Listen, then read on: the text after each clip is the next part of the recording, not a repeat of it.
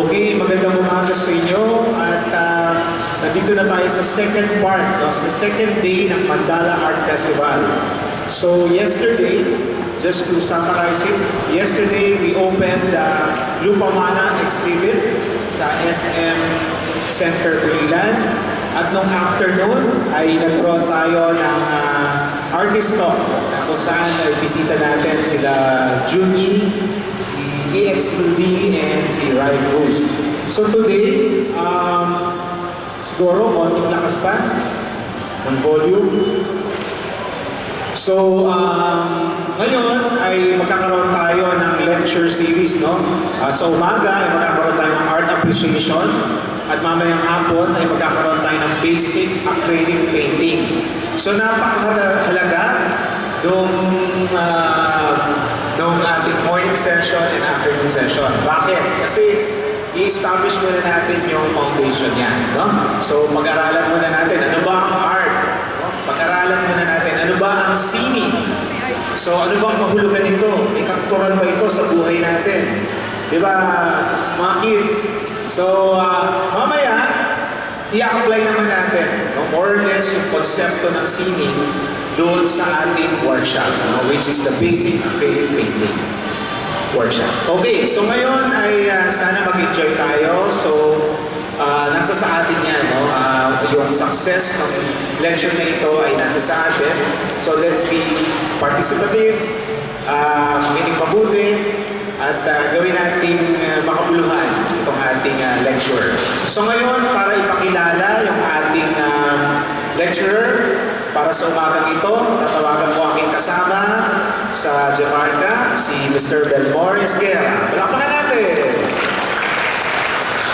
So, tulad ng sinabi sa akin ni Andrew, ang i-discuss ng ating speaker is all about ano ba yung context ng art. Kailangan kasi maintindihan natin yung malalim na pawala ng art. Bakit natin ginagawa? Ano ba yung ano natin? Para lang makamita tayo or dahil masaya tayo sa art natin. Nag-present tayo ng feelings natin. So, dun papasok yung mga i-discuss namin. Elements ng art, elements ng art, and syempre, papasukan na rin ng mga historical na relevance. So, siya ay naging professor. Before, naging professor siya ng Holy Angels University sa Angeles, Pampanga, under the College of Arts and Science. And now, may partly, nagpa-part-time siya sa San Beda, Alabang, and Miriam College as a guest lecturer. So, for his achievements, he won a third prize in the GSIS National Art Competition on 2016. Second prize in the Department of Environment and Natural Resources noong 1995. And he also became part of National Art Competition, and he was also a first place in the 1996 D1 and Sining for his terracotta sculptures. He was also the Philippine representative to the 7th Triennial Art Competition in Osaka, Japan in 1998. He was conferred the most outstanding Kapampangan awardee, Mokha for Arts and Culture in the field of painting. He actually born in Porac, Pampanga. So let me present our guest speaker, Mr. Ernie Pineda. Hello, magandang umaga po. This will be something more important to discuss about the fields of art appreciation. Ilan yung nagpipinta dito sa mga audience natin? May mga nagpipinta na? Or anong medium ang gamit natin? Pencil, watercolor, pastel.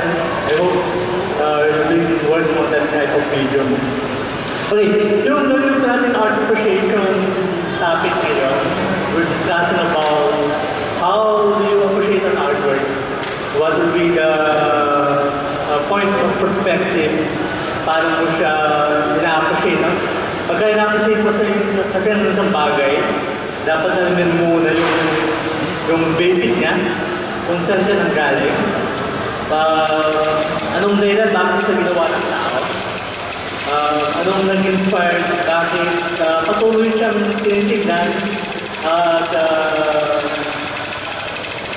pinag-aaralan ng society natin. Okay, that will be part of how we deal about our appreciation. We tend to discuss about the importance of history, yung materials itself. For example, kung wala tayong technology, wala tayong cellphone, camera ngayon, ano yung gagamitin ninyo? Diba?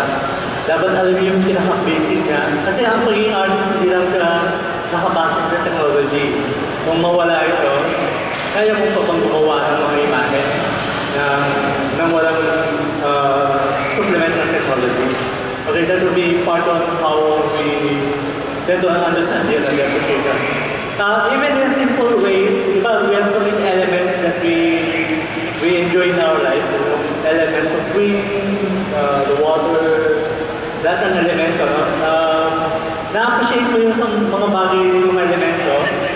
Pagka, for example, yung isang boteng tubig, kailan mo siya ma-appreciate. Pagka nasa swimming pool ka ba, ma-appreciate mo ba siya? Or pag nainitan ka, mas appreciated mo yung isang baso ng tubig. Diba? Gaya ng yung katawan natin, may siyang pangangailangan.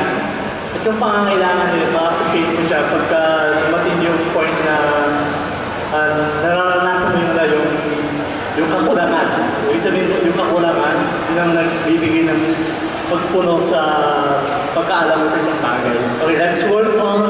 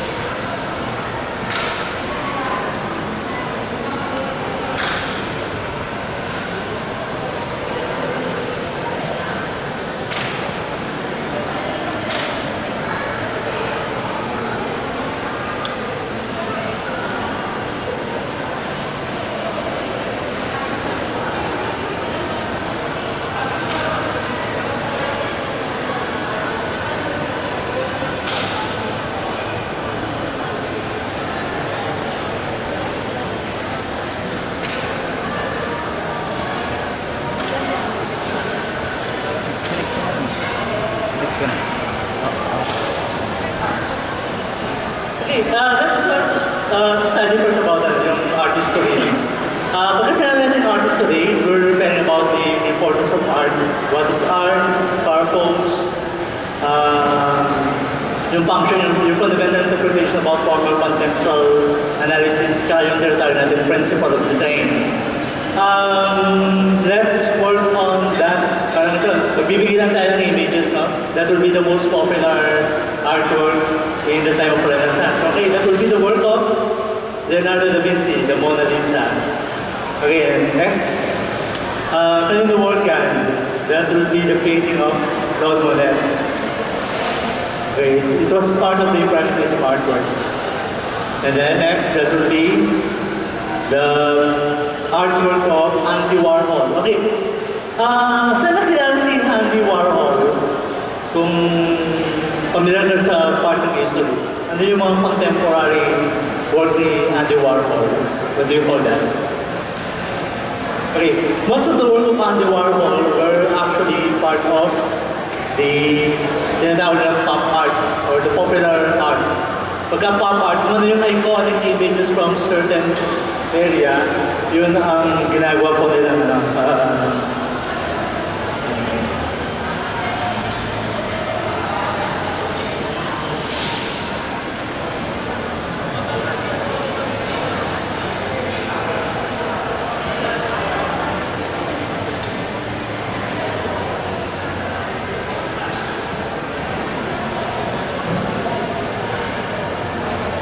Okay, when we discuss about art, ang art yung tinatawag natin the quality of production of expression, what is beautiful, appealing, and more ordinary significance. Okay, work of art visually expressed.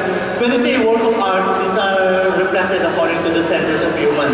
Okay, ano yung mga senses of human? We have the visual, the sense of hearing, the sense of smell, the taste, and also the touch.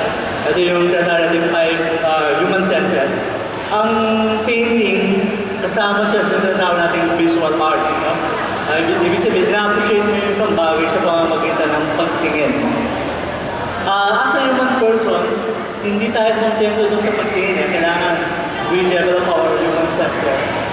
How we understand the artwork. Kung saan kahit hindi mo nakikita yung or kahit nakikita mo yung artwork, dapat pag-aralan mo din siya kung paano mo siya pakinggan, yung visual images. Di ba, may mga images na malakas ang visual effect na pag tignan mo siya, parang meron kang naririnig. Ibig sabihin, you're already going on something like a deeper about the senses. Just like in family, di ba may mga kaibigan tayo na pagka yung kaibigan niya medyo tahimik, tapos hindi kumikibo. Yung magulang niyo kahit hindi mo kumikibo, alam nila lang kung may problema ka o wala. Okay, paano nila nalaman yan? Kasi yung sensitivity nila, mas kilala ka personally. Kahit hindi ka magsalita, through your action, through your visual movement, malalaman nila kung may problem o wala. Okay, that would be our parents, paano yung mga parents natin, how sensitive they are when it comes to attachment to us. Okay, yung talagang sense. May mga party ang sining in terms of historical. Kailangan pa natin alam, sa art appreciation, kailangan natin malaman yung tinatawag natin historical background ng isang obra. Hindi lang ang pagpipinta ay puro lang drawing ng drawing. Kailangan din alam mo yung panuntunan ng storya ng isang bagay. At kapag pininta mo ito, meron kang alam mo yung pinagdadaanan ng kanyang aspeto, ng kanyang ng flow ng work mo. Maliban dito, kasama din dun sa tinatawag natin ng appreciation, yung paggamit natin ng mga materials o tinatawag natin medium. Ang medium, ito yung mga medium na para ma-express natin yung nasa sinalulooban natin. No? For example, gusto mo kung pasaya ng tao, ano yung medyo mong gagamitin mo para makapag-entertain. Okay, you can also do entertainment by means of visual, by means of sense of hearing, or by means of movement. Okay, and also yung music at saka yung dance. Ang music, ginagamitan siya ng tunog, ng sounds, at ang dance naman, ginagamitan siya ng movement. Pag pinagsama mo sila, that will be part of what we call the two senses of the sounds and the movement. Na-appreciate mo siya by means of this type of medium. And in painting, in art naman, we have certain medium in art. For example, in painting, ang painting po ay isa lang yung kanyang medium, pero iba-iba yung tinatawag natin binder. Okay, for example, in painting, we have one pigment, but they are different according to the binder. Paano yung binder? For example, oil pastel, ano yung binder ng pastel? That will be wax. Okay, pagka charcoal ang oil paintings ang ginagamit mo, ang binder niya, that will be oil. Pag acrylic, meron siyang, ang acrylic painting, meron siyang pigment, ang binder niya, that will be the emulsion. Okay, yung acrylic emulsion. Ibig sabihin, pare-pareho yung binder niya. We have also what we call the tapestry. Yung tinatawag na tapestry. It is a thread dyed with color. Then pag sama-sama mo yung thread, nagkakaroon siya tinatawag na multi-colors. Okay. Ibig sabihin, nababayad yung color by means of the thread that being dyed. Okay. Another, yung pag-inabayad dun sa tinatawag natin fresco painting. Fresco painting. It has been popularized during the time of Renaissance. Yung fresco painting, nilalagay nila ng nagpa-plastering mo sila sa wall, plaster. After they put the plaster, they add pigmentation from the plaster. Then the pigment penetrates the inner part of the wall. Kaya makikita makita yung mga fresco painting, pag binakbak mo yung wall niya, meron siyang kulay from at least half inches of the floor. Yun ang tinatawag natin fresco painting. But in our time ngayon, medyo iba din pagpipintura natin, especially sa wall. Kung plaster mo na yung wall, tapos patuloy yung plaster, di ba? Pag natuloy siya, pipinturahan. Pag pininturahan mo yung wall, after 5 or 10 years, makikita mo yung pintura sa wall, nagkakaroon siya, nagpa-black siya. Ibig sabihin, meron siyang pagitan between the wall and also the pigment na hindi nakakapag-penetrate yung pigment natin from the wall.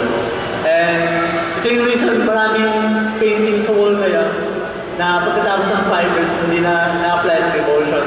Usa siyang nasi-separate sa wall. Kaya hindi siya permanent eh. Just like the painting of Michelangelo and Raphael, okay, they were fresco painting. Kahit ilang years na siya, nandun pa rin yung pigmentation ng pigment sa wall. Okay, yung paint media, ito will be acrylic, enamel, gesso. Pag sinabi natin drawing media, yung chalk, pastel, charcoal color, pag sculpture naman, we have what we call different types of paints. Object, marble, any three-dimensional, we call that the materials for the sculpture. Okay, let's go on. Okay, that will be the watercolor. Okay, what will be the technique on watercolor? How do you appreciate the painting in watercolor? Okay, anybody who would like to how will you going to appreciate watercolor painting? Is it opaque or transparent?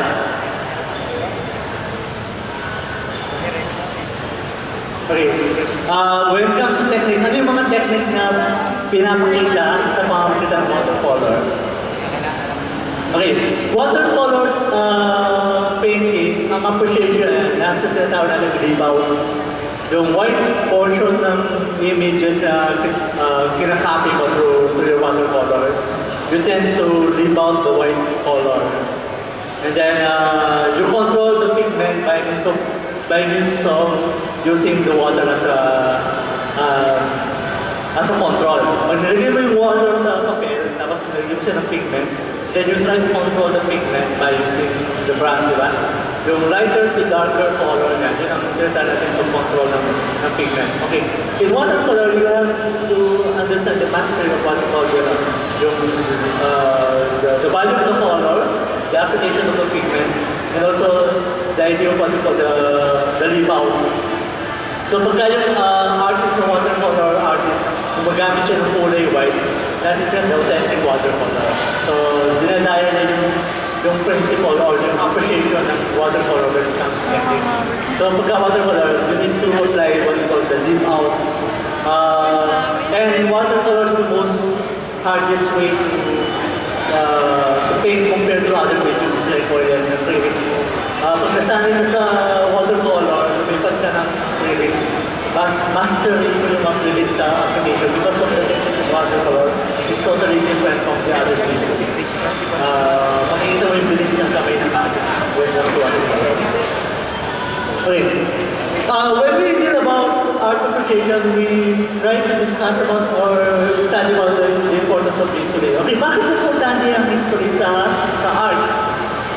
Di ba pwede nga magpinta na lang tayo, tapos kung ano yung magawa mo, okay na yun. Pwede bang ganun? Okay, ang history that will be the branch of science or the knowledge about the past event. We try to learn about what happened in the past. And part of that, ito yung mga historical account na ginagamit natin based on what we call the transitions of artistic development. For example, primitive art, nag-aaral ka ng art history, no? Ang pinag-usapan natin is primitive art. Tapos yung painting na nakita mo, bigla siya nagkaroon ng computer. Parang, there will be a big questions about the technology, di ba? When you're discussing about primitive art or part of Greek art or Roman and Renaissance. So, may mga images sila na wala doon sa part ng images ng application ng art nila. So, importante malaman mo yung tinatawag ng historical background kung saan siya pinilagay. Kasi minsan may mga... I remember may akong in-observe while going to Divisoria. Nakita ko yung mga cross nila, yung cross na binibenta nila, yung mga beads nila, it's no longer the beads that we know for Christianity. May mga inahalo ng Buddhist beads. Tapos, nung kinwestiyon ko yung bakit may Buddhist beads ang cross? Ngayon pala, yung gumagawa ng beads ng cross, ginamit lang niya for aesthetic purpose, but not for history. Ibig sabihin, napagsasama niyo yung dalawang bahagi ng paniniwala sa isang disenyo na wala siyang kamalayan. So, makikita mo yun na yung binibili mo pa ng beads niya, may halong Buddhism at may halong Christianity. Pagka yung gumagawa ng rosary, hindi niya alam yun. Ang sasabihin lang niya, design lamang ito. But if you're going to the context of what we call history, you tend to be more particular about the type of medium or materials you're going to incorporate to that settings. So, even sa pagpipinta natin, depending, di ba, lalo ngayon sa panahon ng millennial, no? Ang daming artists na nagkakaroon sila ng tinatawag natin cut and paste. Okay, kung ano yung nakita sa computer, cut, paste, and then apply. Pag binasa mo yung konteksto ng art niya, may halo-halong iba-ibang klase ng konteksto ng primitive, ng Renaissance, ng modern, ng pop art, ng contemporary. Tapos, pag inala mo yung artist mismo, kung bakit niya ginawa yun, titignan mo yung background niya. Ano yung background ng bata? Kung wala siyang historical background about bigla siya gumawa ng parte ng art, there will be a question mark. Bakit niya ginagawa doon?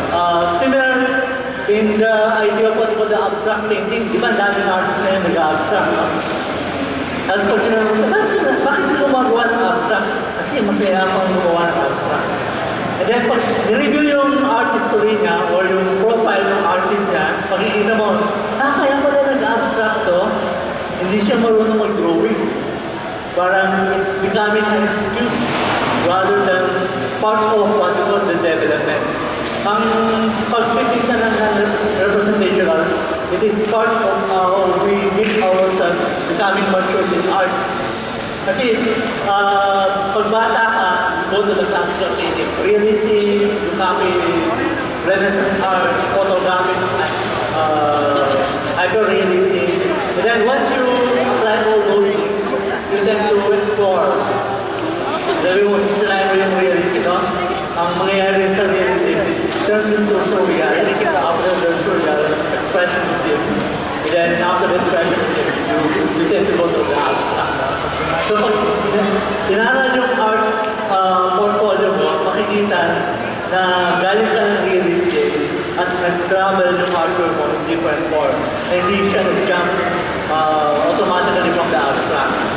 Because once an artist go beyond the abstract without dealing with classical artwork, meron siyang big questions sa paggawa ng art niya. It either sabihin ng isang collector or ng isang art critics na hindi lang siya marunong mag-drawing kaya siya nag-ship to abstract. And that will be part of what on how we analyze and appreciate work of art by means of the creations of the artist. Okay, let's move on another. Okay, there will be a purpose in art. Okay, most artwork na ginagawa natin, they talk about certain purposes. No? Lahat ng artwork na ginagawa natin, meron silang tinatawag. We try to say something about the artwork. Okay, it's not only an expression. Meron kang gustong sabihin sa artwork mo kung bakit mo siya ginagawa. Hindi lang siya. Dahil pagka gumagawa ng artwork, you try to immerse yourself with certain issues. For example, in the case of Pulilan, you have the Carnival Festival. No? Ang tanong ko sa inyo, kailan yung last araw na nakasakay kayo ng kalabaw na taga Pulilan? Okay, ilang years ba? Ilang years naman na lumipas nung nakasakay kayo ng kalabaw? Or meron pa ba dito na hindi pa nakasakay ng kalabaw? Pwedeng itaas ang kamay? Okay, ibig sabihin, 1, 2, 3, 4, 5, 6. Okay, we celebrate the Carabao Festival in Pulilan. Tapos di pa kayo nakasakay ng Carabao. I think it's, in order to appreciate yung Carabao, try nyo siyang sakyan. Kasi darating ang time na sa Pulilan, baka biglang maglaw ang Carabao, di ba? Yun ang part ng appreciation eh. Pagka di ka pa nakasakay ng Kalabaw, tapos pinipinta mo na sumasakay ng Kalabaw, it's ironic ang dating, di ba? Parang, paano mo siya mararamdaman kung hindi mo siya nasusubukan? And that will be part of what we call understanding a portion of the history. Okay, the purpose of art that dealing about the communication and about the information. Okay, let's move on. Okay, to say that we have what we call, okay, those are installation art, primitive installation art. It talks about the spiritual sustenance. Lahat ng parte ng mundo mayroong ganitong klase ng installation that reflect about how they believe about yung mga paniniwala nila. Can we go next? Okay. Another purpose of art that will be coming from the personal and cultural expression. That will be the work of Raphael. Can we go on the next? Okay. We have also purpose of art according to socio-political purposes. Okay. Kumisan yung mga artwork natin, nagiging ways sila to discuss about issues in our society. For example, yung gender equality, okay. The role of women in our society, the struggle of the farmers, diba? Sometimes we tend to send message to our government by means of art, artistic expression.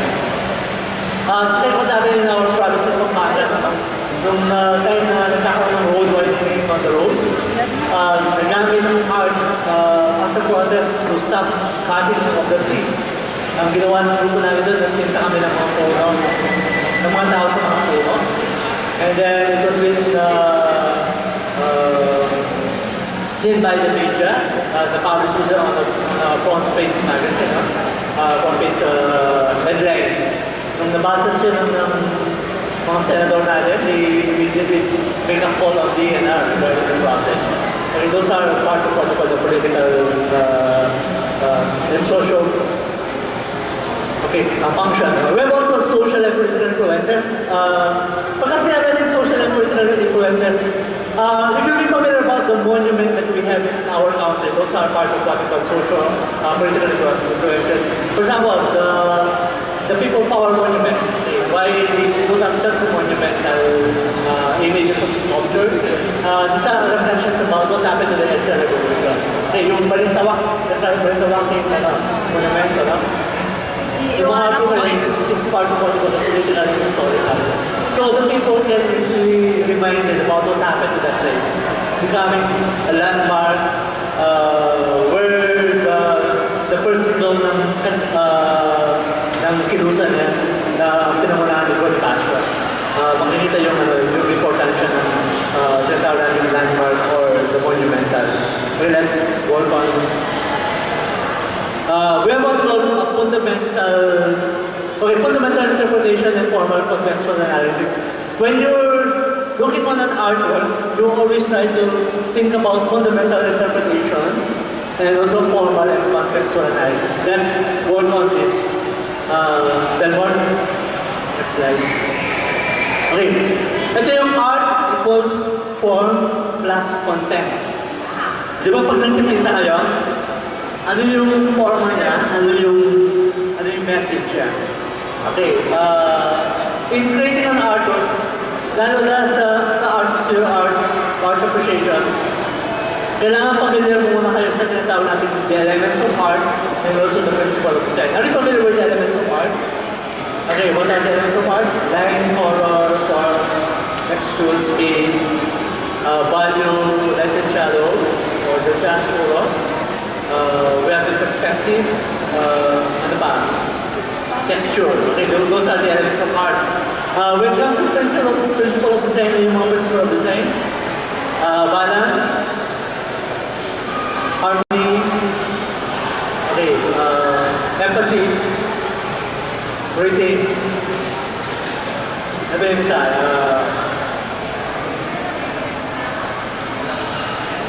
Volume is part of the elements of art. Okay. The principles of design are very important even in human. Okay, but when discuss natin yung principle of design, sa simpleng upuan na ito, makikita mo yung tinatawag natin, principle of design. Okay. Saan yung principle of balance dito? What will be the reasons why the chair was invented or created by man? Ano yung pinaka-powerful siya? Ano yung pinaka-function niya? Okay, the main function of the chair is not to, it's not as a aesthetic or design, but it is functional. Okay, ang pinaka-function niya para makaupo yung tao, makapag-relax. Okay. The chair was actually measured according to human anatomy. Okay, pansin na yung paa ko tsaka yung katawan ko, nakahulma siya sa upuan. Ibig sabihin naka-measure siya according to human anatomy. When you're dealing about principle of design, so, ibig sabihin, nagawa yung upuan para sa tao. Hindi nagawa yung upuan para sa mga kalabaw, di ba? Nagawa siya para sa tao. Yung measurement niya according to human. Even when you're discussing about architecture, yung mga pintuan natin, naka-design sila according to human measurement. Everything that we developed by human were measured according to human anatomy or measurement. Kaya importante pagka if you try to watch yung movie ng Transformer, di ba? May mga pintuan na palalaki. For example, prior to yung nasa Middle East, mayroon silang pintuan na karamihan. Pag tinignan, sino gumawa ito? Ba't malaki ng pintuan, di ba? Okay, meron silang perceptions that they are dealing about their gods. During the time of Renaissance, may mga naniniwala sa mga higante. And these are part of what we call the mythological study of the creations of art. And then they tend to do something like a monumental. Just like in Europe, if you're familiar about the Greek history of art, ang sports and religion ay magkasama sa Greek. Bakit? Di ba pag malakas ang katawan mo, malakas din yung spirit mo. Okay. And one of the reasons why they have what we call the Olympic, yung si Jesus and part of their mythology. Sports and religion are being combined in the Greek. Until now, you can imagine, most of the big collision in Europe are engaged with sports. Bakit pagka may basketball, nandun ang lahat ng tao. Because the history of sports in Europe are related to religious belief. Kaya yung collision nila parang simbahan na. Natagisan ng lahat ng tao at yung paniniwala when it comes to spirituality. And that's how important we deal about the value and the functions of sports in Europe. Okay, that's one. Pag natin form relates about formal aspect. Pag natin content, we talk about the subject in art. These are very important to discuss about artistic development and creation. Okay, we have also this formal analysis painting, looking on an artwork. Okay, whenever you look on an artwork, try to analyze them according to the line, shape, color, texture, space, composition, and scale. Kaya pagka sumasali ka ng competition, ito yung dapat aralin mo mabuti. Yung artwork ba, meron ba siyang linya? Ano ba yung composition ng linya ko, ba? Meron ba siyang how you deal about the shape? Kung minsan may mga painting, nakulang siya ng elemento, kaya hindi siya tumpagod doon sa natin criteria ng mga judges. So, it's important to make an assessment on your artwork before entering into an exam show. Tanungin mo sa amin, meron ba siyang elemento ng linya? May elemento ba siya ng shape, ng kulay, ng texture? And once you were able to apply all these elements of art, you can able to come up with formal analysis of your painting. Okay, line shape. Yung lines, it defines space and create an outline, a contour, and style.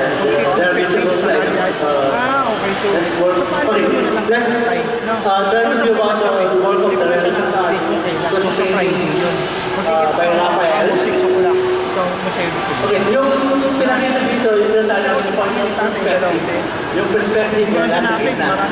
And then you can imagine, nung time ng Renaissance, ang artwork na important will be static, but until we study about the idea of the three-dimensional or two-dimensional of the artwork. From the point of perspective na nakakakita sila ng espasyo ng pagitan ng tao at ng katabi nito. Ibig sabihin, pag nakikita mo yung artwork, hindi lang siya flat surface, but they are dealing already about the space between the subject and also the other subject. By the way, that will be perfectly. And then, if you try to observe about the dome, they have what we call the elements of principle of balance. But, pagka sinabi natin balance, that is similar design from the left and the right. Okay, just like human being, we are totally balanced. Yung kalahati na kanawa natin, kung anong meron siya sa kalahati. Okay, that's how we keep on for balance. Okay, that's included from the principle of design. Okay, we can also talk about the importance of colors. Okay, why colors important in artwork?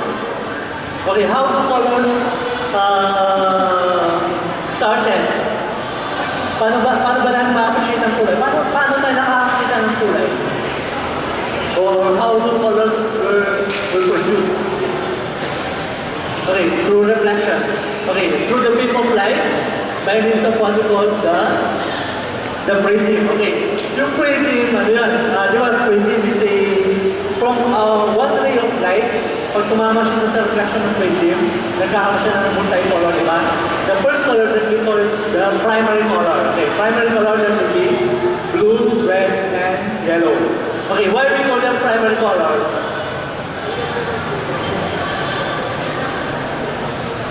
Okay, why we call them primary colors? Because pinanggalingan na okay. We call them primary colors because they are given colors. You cannot reinvent them. Kaya yung principle ng God, yung atin siya na, from one single line, they have a three persona, the blue, red, yellow. From the secondary color, you have the multi-color secondary color. Then from the last color, you have the multi-tertiary color. Then you can formulate the images. Nakita yung pattern na. Pag umabot tayo sa secondary, pagka primary colors ka, pagka primary colors yung painting mo, you tend to become a beginner, di ba? Kasi hindi ka nag-mix blue, red, yellow. Okay, pag nag-secondary yung kulay mo, nagkaroon ka ng green, orange, and violet, nag-level up yung color mo from the primary to secondary. Okay, pagka nagagamit mo yung tertiary color, ibig sabihin, yung pigment color process mo, manipis na. We call that getting the glazing technique. Dahil yung pag-apply mo ng kulay, pagka pinapakita mo yung skin tone, manipis na kulay, kaunti na yung difference ng kulay sa iba. Okay, that's how you master the color. Sa musicality, kamukha din siya ng color. Sa music, meron tayo din. Diba sa music? Sino yung marunong mag-gitara dito? Marunong mag-play ng gitara? Okay, walang marunong mag-play. Okay, meron. Pag inistra mo ang gitara, pag mali ang tono, alam mo, di ba? Kahit hindi mo siya nakita, ang ginagamit mo, the sense of hearing. But those who don't know how to play guitar, they don't know about that. Wala silang refinement of the sense of hearing. Yun yung ginagamit ngayon even sa art, meron tayong tinatawag na refinement of colors. once your art is getting more mature, yung kulay mo, nakikita mo yung difference ng primary at saka ng secondary art. Okay, we have what we call the refined.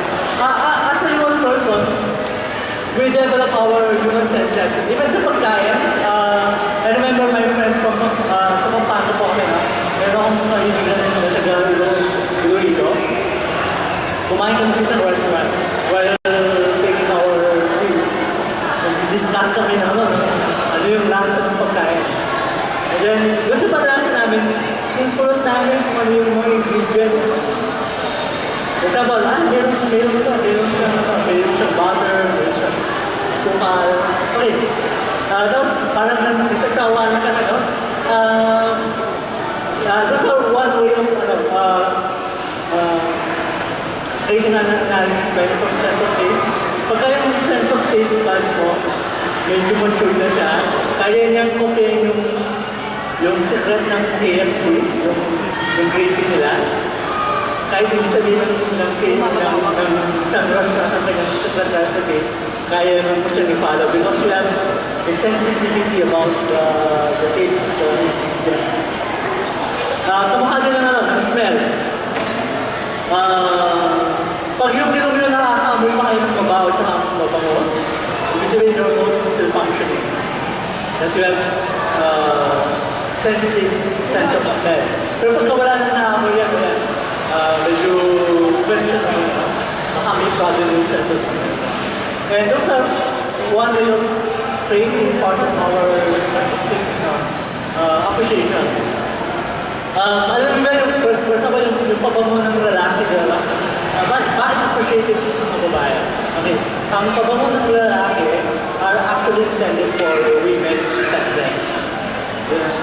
Ang ginagamit siya for the women's senses. Likewise, with the perfume of the girls, ginagamit siya pang-attract sa senses ng men. Kaya pagka inamoy siya ng lalaki, alam niya yung easily attracted. Okay, there's something like a part of our sensitivity that apply or we tend to analyze by so to say. Part of our human total senses na yung po dapat ang dinidevelop sa artist. Pagka-artist ka, hindi ka lang marunong magpinta, tumingin sa mata, dapat marunong pa rin makilig. Marunong pa rin tignan, touch, isang word. And then, alam mo din kung paano siya, you use your total senses. Okay, whenever you use your total senses, that's become application of the artwork. For example, nagpinta ka ng bulaklak, paano mo may papakita ng mabamuling bulaklak? And in some of the visual, pwede mo naman siya ipakita. Through the colors. Pag malambot yung kulay mo, masarap yung kulay mo, you can easily appreciate how beautiful the flowers are, how good the smell of the flowers. Depende sa pagkain, di ba, pagka may mga advertisement, kahit hindi mo siya na-amoy, sabi mo, sarap ng pagkain. Kasi that's part, kung sabihin yung sense of taste mo, kumahandle siya by sa visual. And that's how you try to appreciate visual arts. Okay, we're about with the complementary, the opposite color, directly from the opposite in another, from the one for the color wheel. Ito yung tinatawag natin color wheel. Primary colors, secondary, tertiary. Okay, once you exceed from tertiary, from the higher part of that, we call that the mastery of the color. Kaya pagka dati na kayo nagpipinta, kahit hindi nyo titignan yung palette board nyo, kuha ka lang ng pinto and mix. Without comparing the colors on the painting, you can easily learn how to do retouching.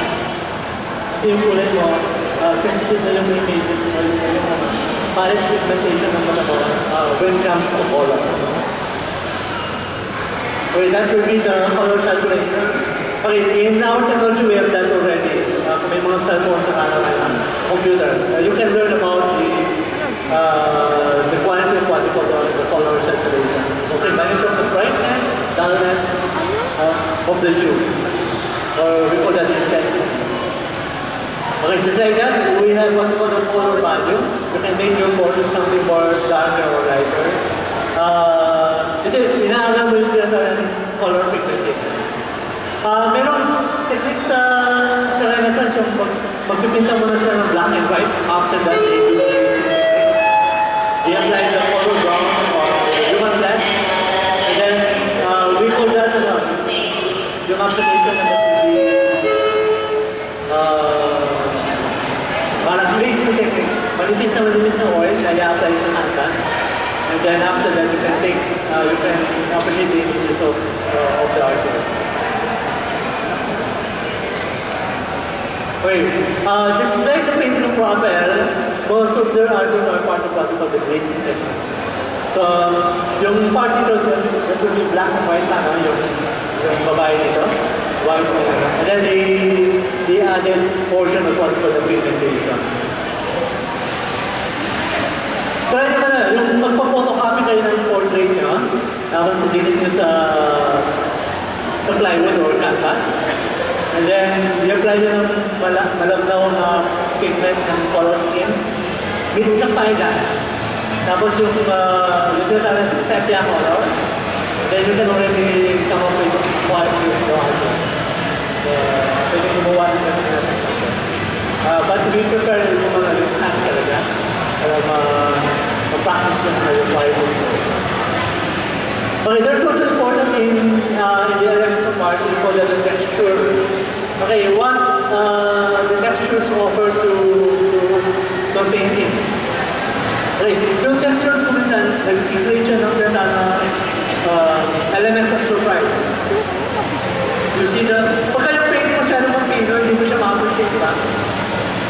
Ma-appreciate yung pagkakagawa niya. But once you apply texture from the painting, you see the depth of the artwork on how it was being applied according to the scope. Kung mo measure yung artistic creation ng isang artist, kung gaano siya magaling sa tinatawag ng brush. Okay, textures can be smooth, rough, or soft. Okay, you can be able to learn that by means of the human senses. Okay, we have also number 4, the space and the mass. Okay, can you see the space between the person in front and the person at the back? Okay, meron siya tinatawag na space and mass. Sa composition, important na yung ganito. Yung ganyan klase ng composition. Are you also familiar with the triangle method?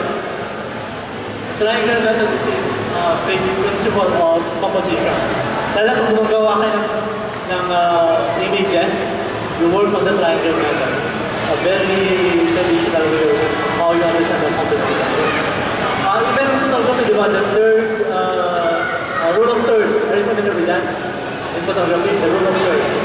The rule of third is similar to the principle of the triangle. Okay, we have also the space and mass. Okay, we call that the point of perspective. By means of point of perspective, you can see the space between the front and the back. Sa mga ibang artwork, ito nawawala sila ng perspective sa artwork. Minsan, kung nakakita ka ng painting, masyado silang flat, diba? It's also very important to give way to the point of perspective so the linear form. Okay, tinatawag naman natin ang foreshortening. They do foreshortening by means of the point of perspective. So, makikita mo na parang lumit bigla yung tao dahil sa point of perspective na nakikita doon sa video. Okay, composition is also important in the elements of arts. How an item is organized in a work of art. Okay, we call that the symmetry and also the static dynamic or the symmetry. Okay, pag sinabi natin symmetry, what do we call that? Symmetry is a balance. Just like the chair, balance siya. Pag ang upuan, ginanon natin siya, ano tawag dyan? Okay, pag ganito, we call that symmetry. Diba? Symmetry because the design in the middle are equal to the both left and right. But once we make the chair like this, in a different side, okay, we call that asymmetry. Okay, balance siya, pero wala siya dito. Ito yung tinatawag natin asymmetry. In the modern context, ginagamit yung tinatawag na asymmetry. Even sa abstract, Hindi dapat balance yung magkakagawa. Pwedeng gawin mo siyang curve na gano'n. The principle of letter S and C. Alam mo yung letter S? Letter S and letter C. Yung letter C, that will be the symmetry. Yung letter S, that will be the symmetry. Okay, sa composition, pwede kayo gumamit ng principle of S. Okay, the symmetry. And then the principle of symmetry, the letter C. Or letter O. Yun ang technique about learning about the point of perspective or the balance of the. Okay, important din yung makita yung kanta natin 2D and 3-dimensional terms of your artwork. Okay, we have the composition. Let's go on the scale. Okay, yung scale naman, how we deal about the scale? Scale, these are the proportion. When you're making an artwork or composition, make sure that your artwork is proportional to the background. Kaya kung sabihin, gumagawa ng artwork yung background na mas maliit siya compared to the subject matter. So you have to think about the proper scaling of your. If you're doing a classical painting, we need to be more particular about the proper scale of the artwork. If you're doing a surreal or contemporary, it's okay to work with landscaping. Pero dapat meron kang tinatawag na subject matter on how you can able to defend the artwork. I remember when I'm still a student, I was criticized by one art critics. Pinakita ko yung artwork ko, ang sabi niya, pero ba't tinanggal ba natin yung artwork, yung subject mo sa artwork na to? Ano pa rin ba siya? Balance pa ba siya? Ganun yung tanong niya sa akin. Tapos may siya ko sinasabi, ang appreciation natin through our senses, diba? Appreciation is similar whenever you are buying items on the grocery. Sometimes you are buying clothes because of the colors, diba?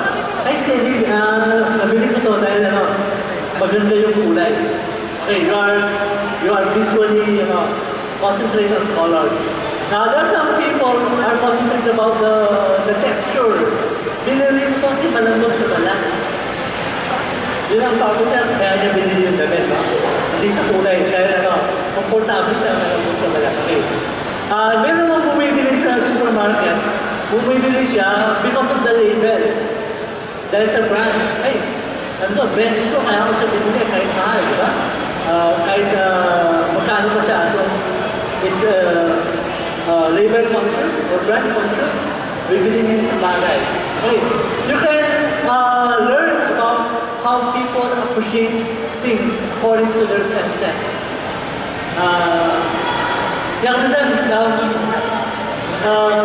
When a person lost part of his senses, there will be a time that other parts of your senses might be accumulated or developed. For example, gawin na lang natin pag nagulat ang isang tao, anong mangyayari sa ibang senses niya? Yung nawalang senses niya, pag-aaral sa ibang senses niya, sense of touch and sense of hearing. Okay, for example, nagiging ka, pero kang mata, no? Yung sense of hearing mo nawala, but added senses from your visual and from your sense of touch. So, nagiging complementary pa rin yung pagiging how you deal with about the appreciation of an idea on our skills. Okay, we have also another important part of appreciation. It's what we call the movement, or sometimes we call it the rhythm. Sa art, importante na pag gumawa kayo ng artwork, pakiramdaman nyo kung saan siya patungo, or meron ba siyang movement. Ano ba yung movement niya? Masaya ba yung movement niya? Palungkot? Nakakatakot? Okay. Those are part of how we appreciate creating a composition. For example, gagawa ng artwork na gusto mo mapatawa ng tao, diba? Pag tumawa yung mga tao habang nakikita yung artwork mo, you already accomplish your mission. Pag yung artwork mo, gusto mo manakot siya ng tao, pag natakot ang tao, ng mga tao sa artwork mo, gusto mo nakakampus mo yung artwork. My second, sa no? Kapag gumagawa ka ng artwork, lagi mo sinasabi sa sarili ko, ano, dapat pag gumana yung isang tao, meron siyang tinatawag ng second book. Di ba pag nandiyan yung artwork mo, no? Pag ginagawa siya, pag di mo patingin ng tao, isabihin may kulang. Pero pagka biglang nakatingin ng isang tao na hindi siya conscious about art, you were able to capture yung sensitivity na capture mo yung real interest. And those are one way of how you can deal about creating part of your art. Then I appreciate that. Okay. Yung pinapakita ko nila yung work ni Raphael, di ba? We made something like a part of analysis according to the subject matter. Okay, ito yung analysis about Raphael's solo panels. Subject matter, okay, the materials, technique, composition, the use of color, okay, lines and form, sense of movement, the use of space. These are important part on how you analyze work of art. Pagka tumitingin kayo ng artwork, kaya importante aralin sa pag-aaral ng art, hindi namin importante matutuhan ng drawing. Better study about history, about chronology of art development, and also the principle and elements of art. So some basic. By means of learning to that type of methodology, you can able to make analytical and simple appreciation about the work of art. Gaya naman sa bagay, di ba? For example, meron tayong isang bond paper. Ang nag-drawing sa bond paper si Michelangelo. Yung pressure niya, compared to a simple bond paper, di ba tumataas yung value, di ba? What if yung bond paper sa gold sheet ang ginamit? Tapos nung nag-drawing si Michelangelo, no? Yung gold sheet pa lang, may value na siya. Compared to papel, no? Pag drawing pa ni Leonardo da Vinci, pag-double yung value niya. So the materials itself, it also offers a part of what we call appreciation and value of the work. Kasama, gumawa ng artwork, ginamit yung Manila paper, diba? Yung materials nyo, there's something like a value of how you do about it. So you tend to learn about the importance of what the use of materials. The more quality materials you use, the more appreciated you can have. You can observe about your work. Kung magamit ka ng medyo mababang klase materials, mas mababa yung level of appreciation. And these are also part of what we call learning to use different types of materials. Lalo sa medium art. Nag-bit lang. Okay. I'm going to show you some images.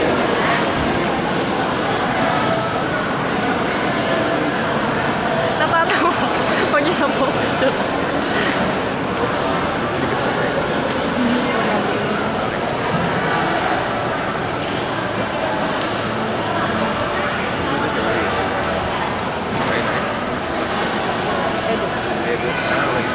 Ito mga contemporary painting sa painting ko from the American period. Okay, we have the work of Fernando Morsolo.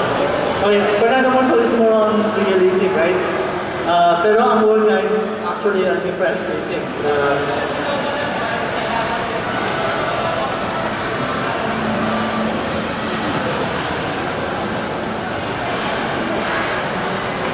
Okay, those are the work of Morsolo.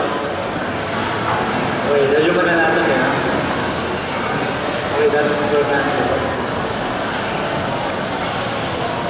Okay, can we try to make analysis about the work of Morsolo? May nakikita niya.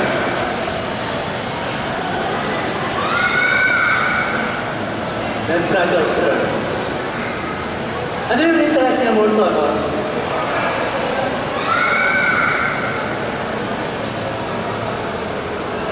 So, by really looking on the painting of Morsolo, what are the most important interests of Fernando Morsolo? Yes?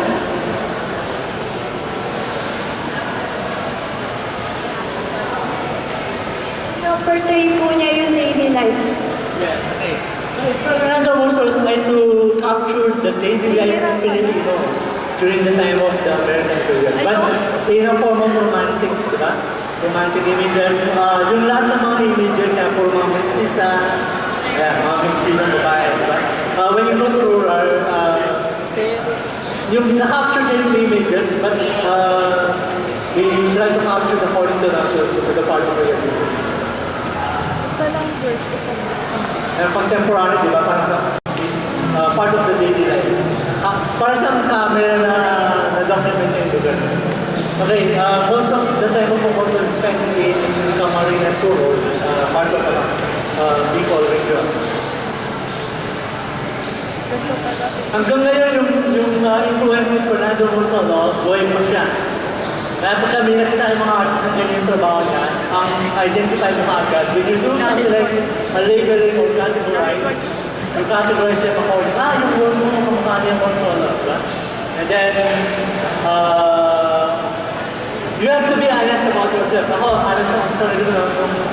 When I'm start doing my painting, ang idol ko sa painting, both on Francisco and Santa Manzala. Okay, doon ako nag-start. Pinakopya ko yung work ni Boto Manzala. And then after that, I was fascinated with the work of Salvador Dali. And then, makikita mo yung work ko, nag-transition ako, no? From Boto, nagkakaroon ako ng mobility man. Yun yung mga work na ginagawa ko ay previous years. And then, meron akong tinatawag na analysis of my work because most of the subject in my painting are dealing about container. Parang dito yung nakikita na, ito yung nalagyan, no? Pag na-appreciate mo yung bote, iba yung appreciation mo pag nakikita mo lang siya. Iba yung appreciation mo pag binuksan mo, ininom mo yung tubig, di ba? Iba yung appreciation. Iba yung appreciation pag sinilitan mo sa loob yung bote at tinignan mo yung mga nakapaligid mo. And then, meron pa akong experimental. Yung mga photos ko nilalagay ko sa loob. Tapos sinahaan ko sila para nakikita ko sa yung nasa loob. And then, I made an analysis na yung bottle, kung ako siya, I was a container. The real person in me, di naman ito. The real person is inside. Okay, it contains me so many knowledge, ideas. Okay, yung lahat ng sinasabi ko sa inyo, nababasa ko at na-contain yung body ko. Then, these are one way of do I remember. And then, pag nagpapatuan tayo, nasa malaking container naman tayo, di ba? Nasa nandun tayo ng wall, naka-contain tayo. So, lahat ng pinag-uusapan natin nakakaloob. Then, when you go to the universal approaches of container, sa planet Earth, nasa loob tayo ng isang container na loob. So, makikita mo yung approaches na natin. Now, I'm going to show you some of my artwork na ginawa. How do I able to come up with ideas? Based on my observation, analytical discussion of the object.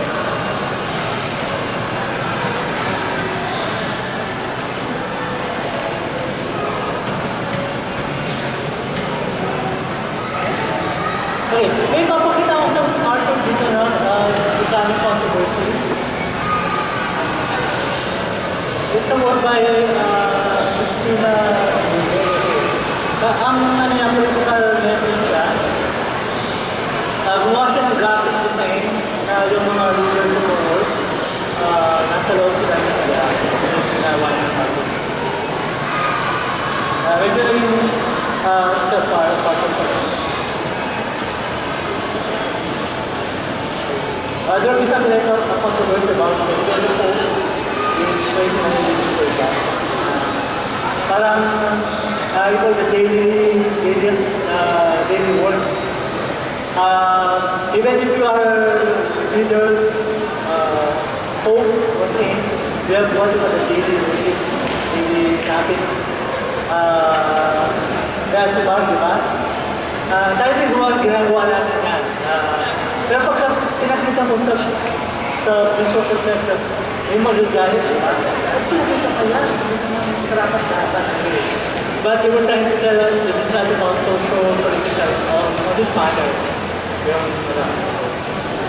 daily habit.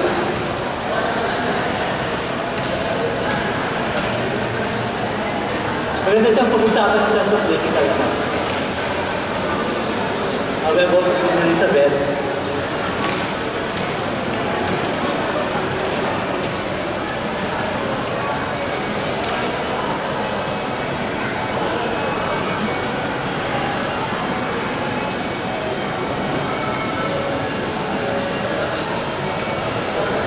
Okay, sa medyo arts naman ito yung I'm telling you about the video.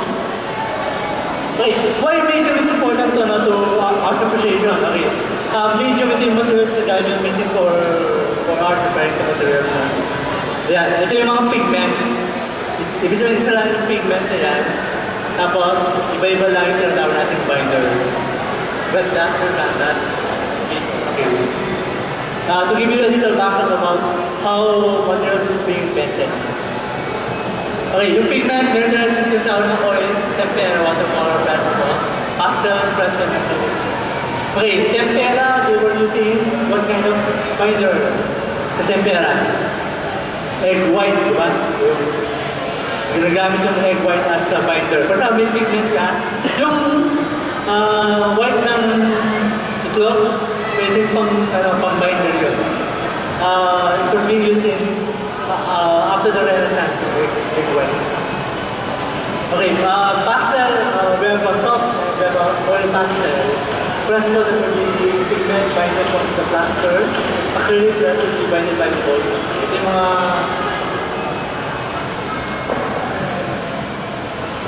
okay, by means of pigmentation, ito yung ginagamit niya for what we're mixing. Just like the tempera, pigment, okay, kung saan ginagamitan dito ng emulsion or part of yung iba, gumagamit ng wax. We also then caustic. Ano pa gawin din caustic, no? Yung wax, lagyan mo siya ng pigment, tapos buhusan mo siya gano'n. Ikamin permanent. As long hindi siya nilimitan ng araw, mayroon siya certain years na maglalasa. Same with oil painting. Ang oil painting naman, ano yung iba ng oil paintings? You use what kind of oil? Cooking oil? Or okay, we use linseed oil sa oil painting.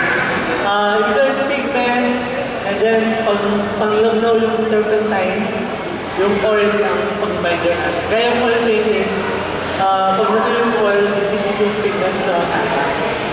So, ang nag-bind sa yung linseed oil. And then, after you apply the oil painting, since you pwede na spray ka agad ng varnish, you will have to allow the oil painting to dry at least a month. Pag nag-dry na siya, hindi na nag-apply fixative or black. Hindi pwede yung abang basa yung oil mo. Spray mo na. So, yun, allow mo muna yung oil mag-mature siya doon sa surface ng canvas. And then, after they mature, then pwede natin apply fixative of the canvas. Ito yung mga, di ba, pastel. Okay, we call it the chalk pastel and also the oil pastel.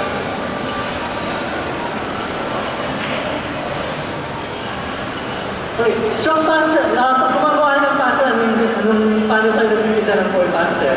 Or nagdodor ng oil pastel. Kapag nagpipita ka ng oil pastel, yung paratingin mo dito, no?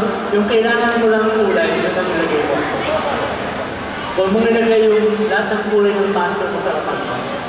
Kasi kasi nakakalito yun. Persaw na, i-analyze mo yung artwork. Ano yung kulay ng artwork na gagawin? Lagay mo sila sa isang container.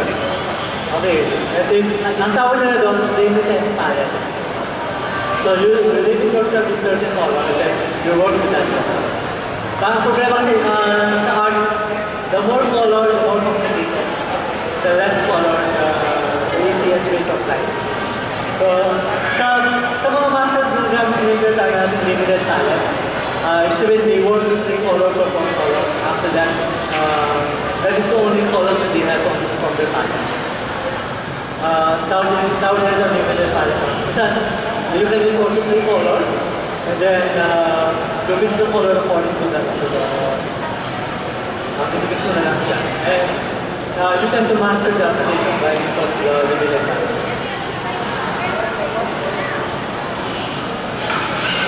Okay, that will be part of the custom painting. Mag-apply nila siya.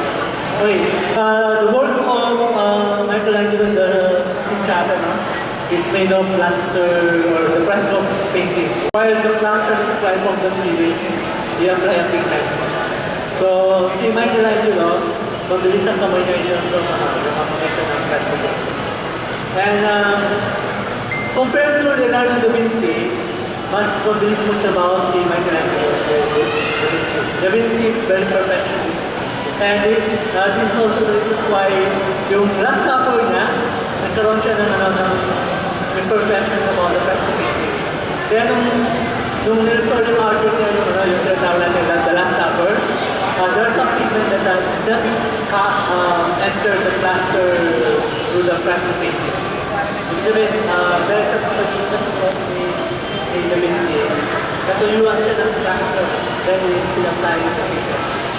So the technique of fresco, we didn't be able to achieve much of the surface of the last supper. Kaya nung nabakbak yung last supper, di ba pinaya na nabakbak talaga. If it is properly applied to fresco painting, then the pigment still on the part of the plaster. Okay, that will be the detail of the part of the plaster. Kaya di ba nag-crack na siya, no? Pero meron mga kulay pa rin. Yan ang technique na ginawa ni Michelangelo prior to what we call the fresco. In Philippines, we don't have so much fresco painting. Kasi mahal ang fresco painting. And it's very well-disciplined work. Kung kailangan habang basahin na apply yung painting. And time-consuming. So, gagawin na lang natin yung mga pattern na natuyo na pwede ang pinaan. But the problem after all years, matutunan na ito. Kasi hindi siya fresco painting. Okay, the newest medium, we call that acrylic. Okay, why the acrylic is the newest? Ang acrylic fast drying and the color same as oil painting. And then ang acrylic pa, less fume compared to oil painting. Oil painting is not recommended inside the room because of that high fume. Kaya pagka paint yung oil paint, make sure na ventilated yung product. Kasi may mga kulay ang oil paint na hazardous for your health. Kasama sa crimson red or may mga may content depends sa ito. Acrylic is for safer. Hindi ka rin mapawag. Mabilis sa magawa. Okay, we have the sculpture that we mentioned. Okay, in the sculpture, as appreciation on sculpture, the role technique ng sculpture, ito na tawag natin subtractive and additive.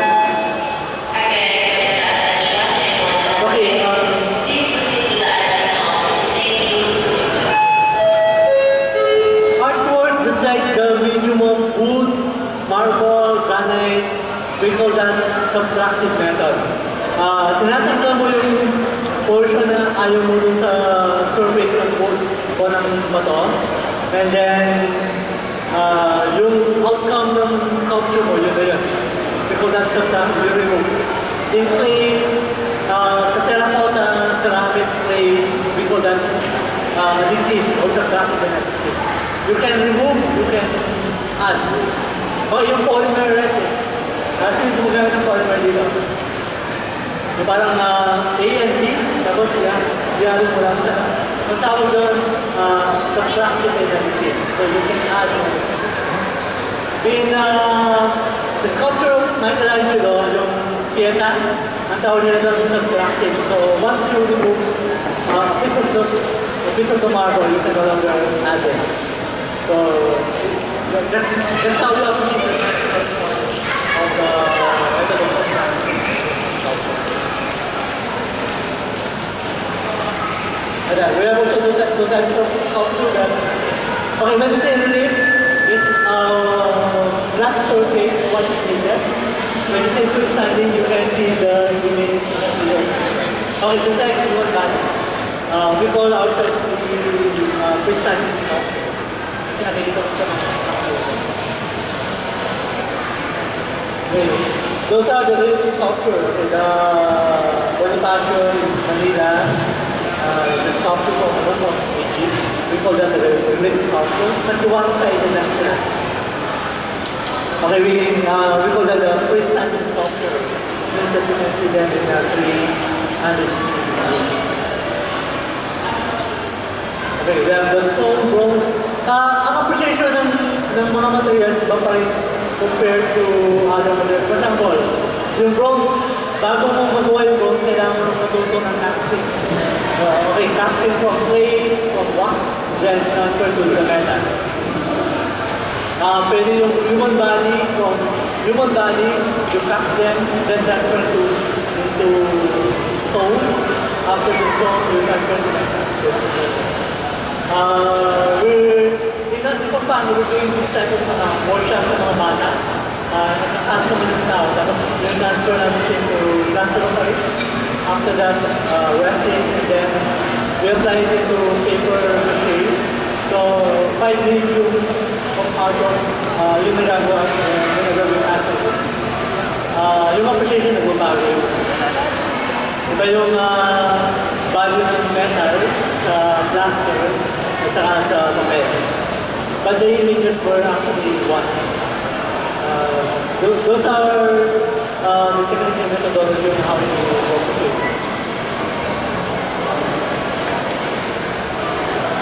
And ivory is already banned right now, right?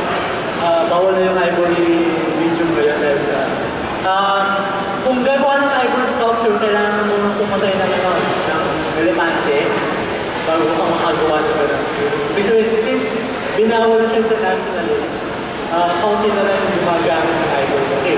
The most expensive image of Santo, pagka yung image ng Santo yung made of ivory, ivory. Kaya kung minsan pagka tinanong mo, sino yung nag-popularize ng ivory sculpture ng simbahan natin, di ba?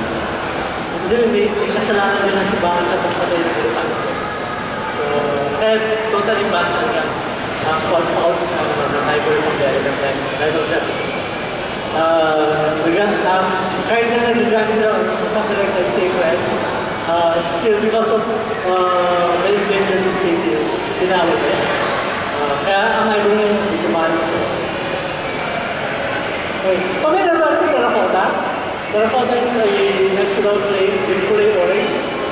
Okay, I think the temperature is 900 degrees whenever you fire the terracotta. There are all available in our book kailangan kayo. And then check the soil is very sticky. And then we have what we call the aging process for the age of the temperature for the person. Okay, we have also aluminum foam, yung different types of materials. Okay, there will be a part sa industrial product design, no? Paano nauso yung mga plastic gamit natin? Okay. Nung nawala yun, naubos na yung mga puno natin, naghanap sila ng alternative use sa medium. And that will be the medium of plastic. Ang problema, plastic hindi siya recyclable, diba? We're paying for how many thousands of years. So, pagka dumami naman yung puno natin, pwede bumalik tayo sa puno. And then, we can stop working with plastic. May certain deals, people develop certain product or medium for what we call the demand. So, nagkaroon ng demand on industrial system. And the wood is not appropriate for the materials. Then, that will be the time people reinvented another source of materials. We call that a man-made medium with art. Wood, stone are natural, plastic is man-made. Even aluminum is not natural, but it's also man-made.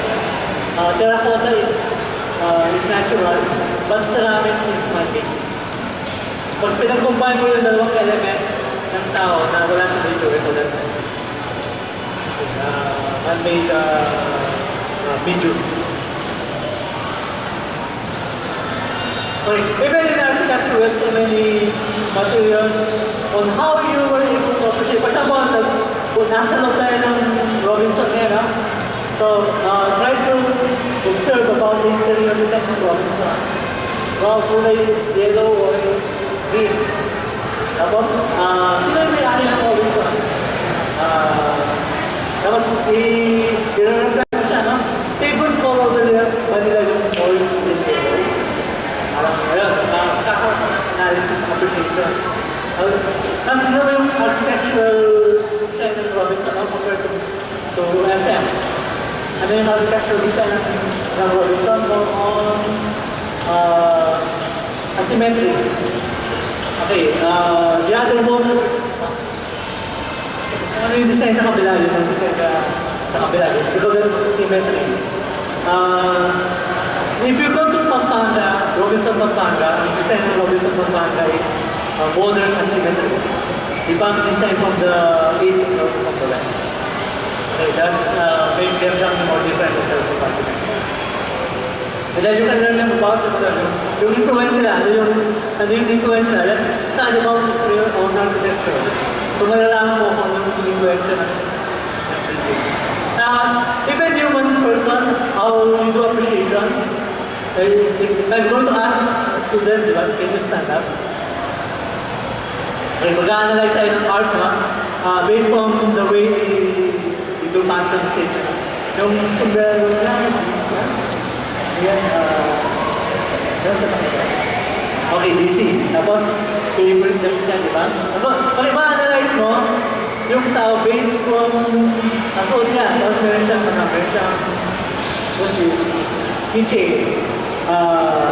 Okay, galing. Ibig sabihin, by means of accesses, malalaman mo yung history niya. Galing na siya ng bigyan. Meron siyang bigyan.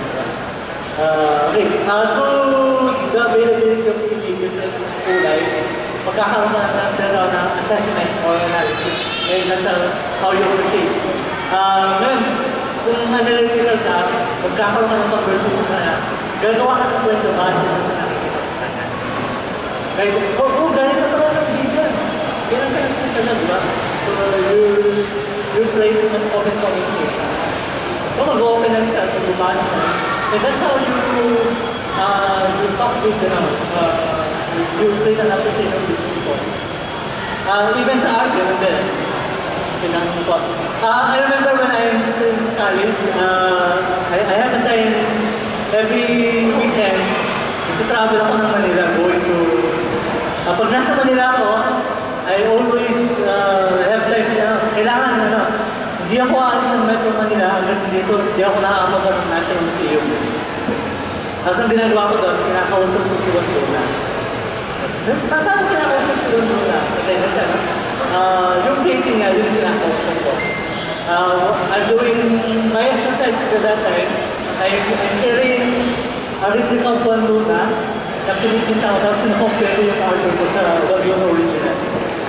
And I learned so much from that. Parang nakausapin ko sa Juan Luna na artwork. Then you open your senses and you compare your artwork to the work of art. Then it's more parang you develop sense of different perception and appreciation of this world. Kasi iba yung makikita mo ng personal yung mga work nila because the energy was there. Ako pag nasa naman ako ng scholaryo, pinapakalan ko yung nararamdaman naman yung habang pinigyan sa'yo. Yung nasa Espanya siya, di ba? Tapos gagawa siya ng ganun kalaking trabaho. Isa siyang estranghero sa lugar. So, and you can appreciate the lifestyle ng Pagdunan. Si Pagdunan hindi galing sa mahirap kapamilya. Hindi ang buwan in Spanish. Because you can afford to buy abundance of oil painting during the time. Noong time nila, oil painting is the most expensive medium in art. compare ngayon ibig sabihin na na-enjoy ni MAndala yung pleasure ng paggawa ng computer design. Okay, grabe ka dahil sa architecture. Okay, yung Eiffel Tower, nakita yung design ng Eiffel Tower, yung ginawa yan, di ba? Wala naman talaga siyang purpose or function. The main reasons why Eiffel Tower was created, they were thinking about the coming of skyscraper, yung lahat ng buildings sa Europe, tataas na yung metal. And then that will be the start of the heights of development of skyscraper in Europe. Nagtaasan na yung mga building, and these are it was being used for world exposition. Since there are so many people travel in Europe, in London, nakita nila yung Eiffel Tower, it becoming an inspiration to other nationalities to create something like that. Depende sa Pilipinas na, di ba yung mga galing sa ibang bansa, after they go, they were inspired and then they create something similar to the Eiffel Tower. Okay, those are part of what the Post and Intel. Hopefully when you see the Post and Intel were part of what we call an historical account of architectural design. Kamukha din siya ng Athens.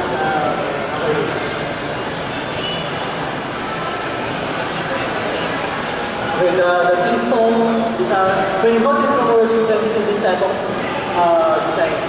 The series of keystone. Ito yung mga dota. It's part of the historical account.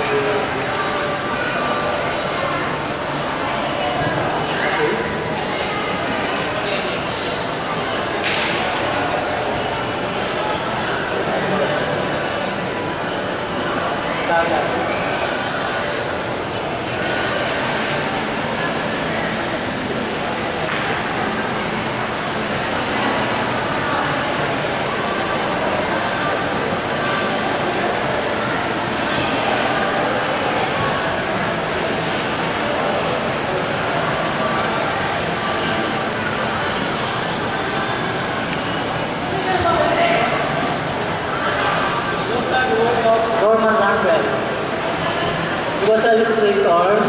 Pinipinta niya sa mga work natin. There is a famous portrait of mga Morocco, 343. 1, 2, 3, and this is the portrait.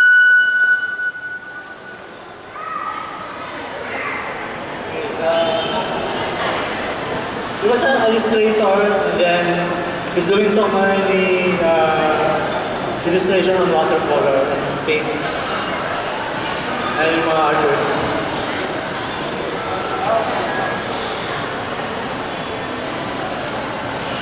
Kung nakita yung ibang mga paintings niya, may Toti Serda, may mga similarity na composition ng the work of God.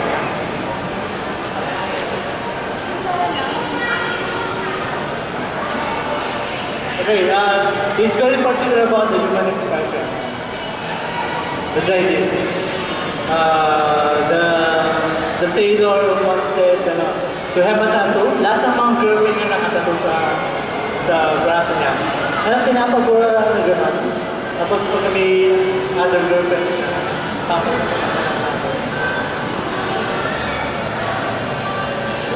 okay, that will be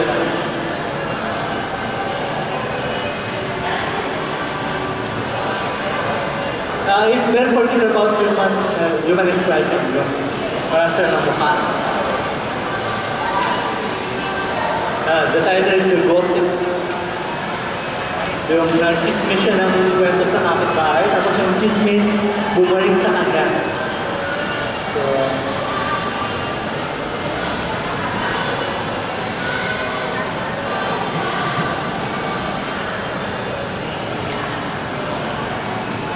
okay.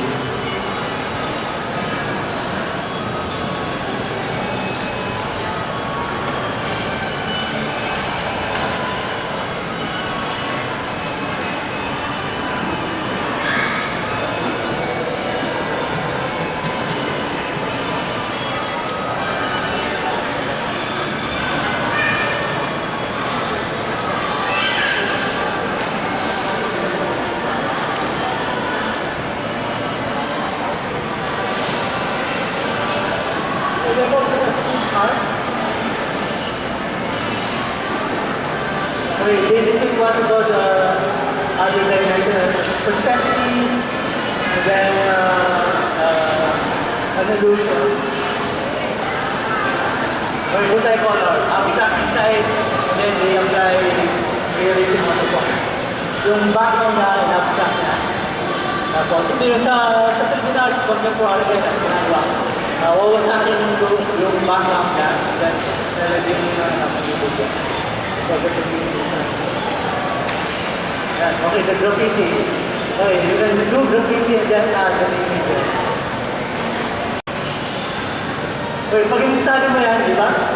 When you're doing an application, you can analyze them according to the availability of the images. So, merong okay, probably may Japanese girl from the side. Tapos may mga lips, graffiti, may sign of gun, labeling of the okay, these are part of what for the street art thing.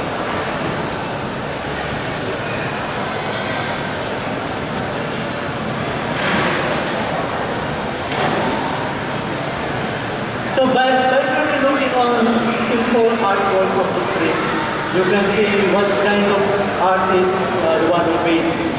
Kung ano yung, kasi ang importante sa art, hindi naman yung mali. Okay din yung nakakagawa ka, ang importante, na-analyze mo kung ano yung mindset ng gumagawa or ang gumawa ng artwork. By really looking at their artwork, you can be able to learn about their work.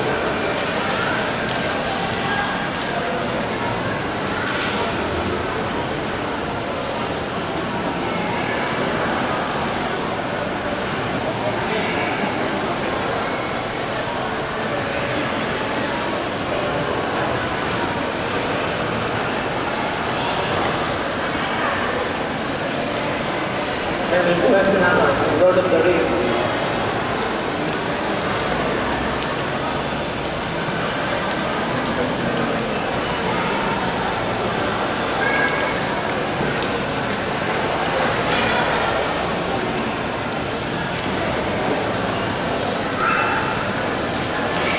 Ano ba ba yan?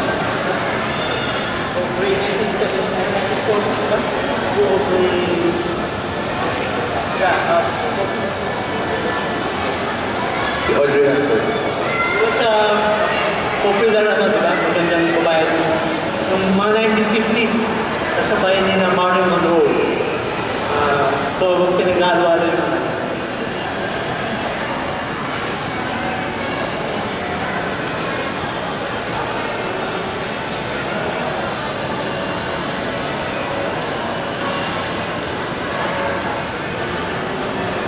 Okay, yung mga guhit nilas, alam mo, madami sila gaya ng mga doodle art. Contemporary yan.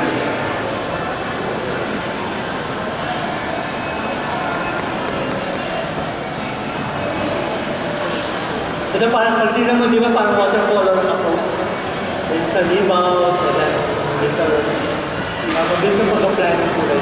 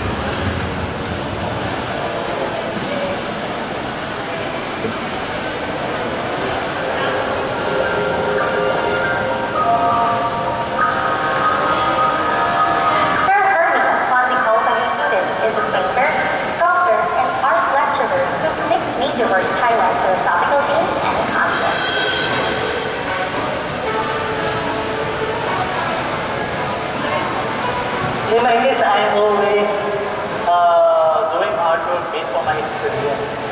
I never counted.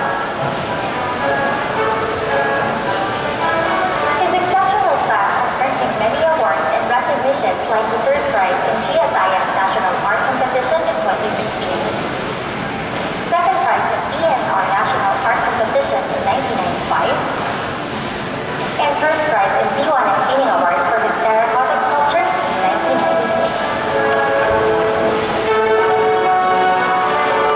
We're asking about what would be the identity of Pampanga in terms of the national scene. Since we have abundance of sand in Pampanga, we tend to come up with that kind of medium to build in the sand art. He was also the Philippine representative to the Osaka 7th Triennial Art Competition in Osaka, Japan. In 1998, he was conferred the Most Outstanding Kapampangan Awardee for Arts and Culture in the field of painting.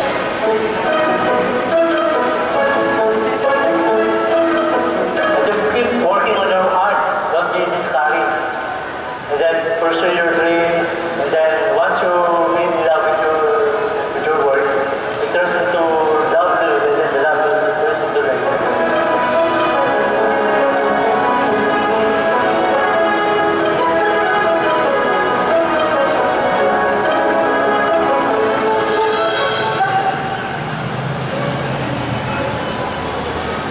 those are part of my work.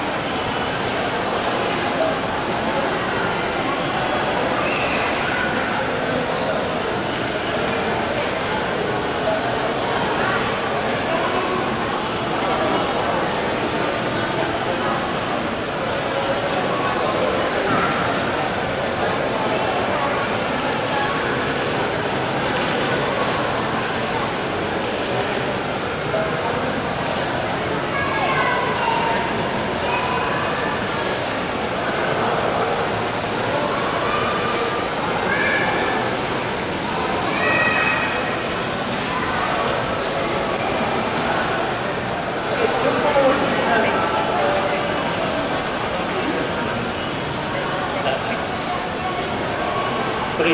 Ano siya, ang inspiration coming from the battle.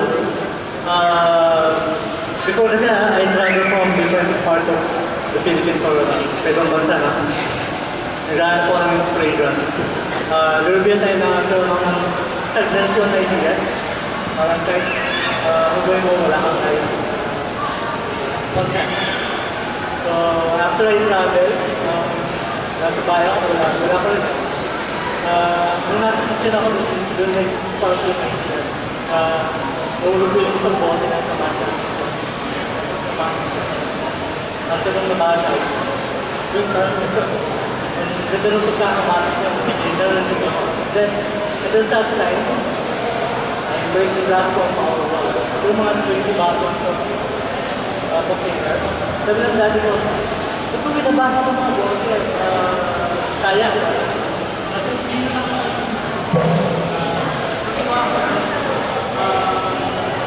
after I broke the bottle, ikunin ko yung nabasa. Nalagyan. And then, 20 times. Yung lahat na nabasa ko, then, binuho ko sila isa-isa. So, yung pag-go, makakita ko sa video para mag-go yung isang bote na basa. Tapos, makadikit na siya. May mga missing part yun na hindi ko siya mabubuo. Tapos, yun ang in-open to the discussion. Part of my personal analysis on the world.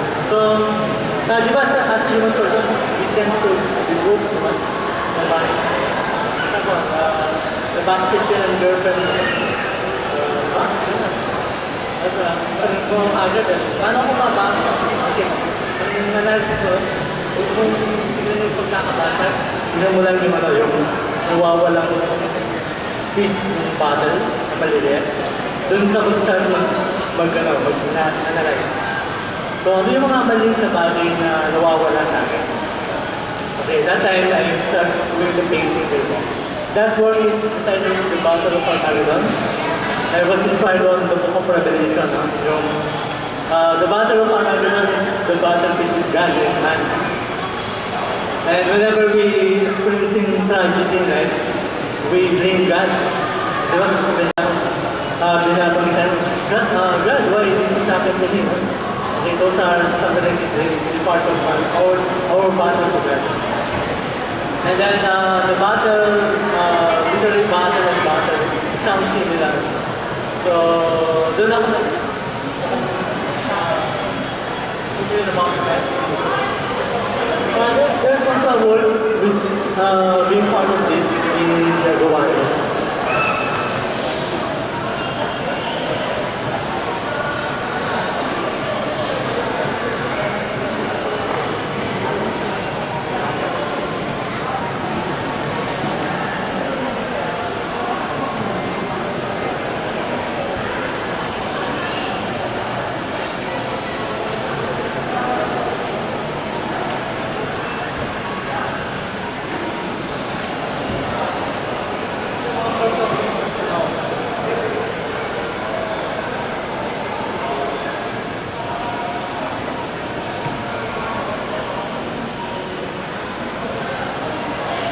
Okay, these are also part of the transition of work from the simple battle.